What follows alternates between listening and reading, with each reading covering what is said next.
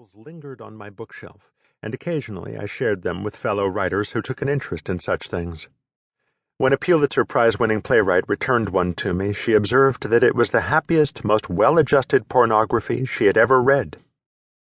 Though most of the Phil Andros novels and stories were set in the late 1950s and early 60s, I soon learned from Brown's Pulp Fiction database that they had originally been published as paperbacks starting in 1970.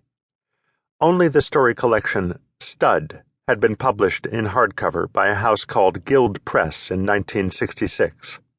As for the pseudonymous Phil Andros, he had published under many other names as well: Donald Bishop, Thomas Cave, John McAndrews, Phil Sparrow, Philip Sparrow, Ward Stames, D.O.C., Ted Kramer, and Biff Thomas, among others. But his real name was Samuel M. Steward. I subsequently discovered that Steward had begun his career as a poet, literary novelist, and short story writer. He published 3 significant non-fiction books in his later years, however: Bad Boys and Tough Tattoos, A Social History of American Tattooing, Dear Sammy, Letters from Gertrude Stein and Alice B. Toklas, a memoir of his friendship with the 2 great literary women, and finally, Chapters from an Autobiography, a modest memoir of his own life and times. Several months later, while writing a book on the artist Paul Cadmus, I found a group of letters from Steward in the Beinecke Rare Book and Manuscripts Library at Yale. The letters amazed and delighted me, for they were highly risque and often very funny. Through them, I discovered that Steward had traveled frequently to Paris, that he had worked with Alfred Kinsey's Institute for Sex Research, that he had kept a tattoo parlor on Chicago's South State Street, and that he had been the single most important American contributor to the vanguard European homophile publication Der Kreis. My curiosity aroused, I subsequently read several biographies of Kinsey, from which I learned that Kinsey had been fascinated by Steward's lifelong project of documenting his sex life in every particular. Upon being interviewed by Kinsey in late 1949, Steward had agreed to share this secret documentation.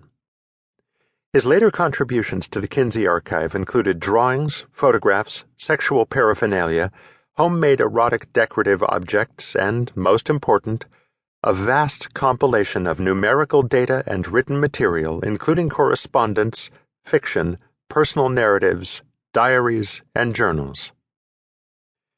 In his extraordinary openness about his sexuality, Steward was quite the opposite of nearly all the homosexual artists and writers I had been researching. Even Paul Cadmus, who had launched his career through scandalous depictions of homosexuality in his paintings, had been enormously careful about sharing the details of his personal life, and had left behind few written records of it for posterity. Likewise, most of the artists and writers of Steward's generation had either concealed any references to their homosexuality in their private writings and correspondence, or else rigorously edited it out in the years that followed.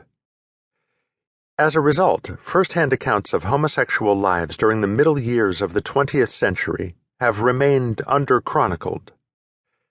As I considered this gap in available information, Steward's papers began to seem increasingly rare, valuable, and interesting to me. But what had become of them? Though Steward had died in 1993, few of his papers had entered public collections. Despite his close association with Kinsey, the library at the Kinsey Institute listed only a few books by Steward in its online database, which made no mention whatsoever of his papers, artworks, or data. Yale had a few of his letters, and so too did Berkeley, thanks mostly to Steward's friendships with Gertrude Stein and Alice Toklas. There were also 2 boxes of his papers at Boston University's Special Collections Library.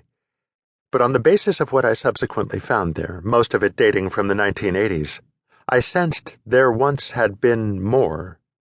The question now was whether it still existed. After tracking down a manuscripts dealer in Berkeley who owned some artwork by Steward, I came up with 2 possible addresses for his executor, but no phone number, and was also told he might have either died or moved away.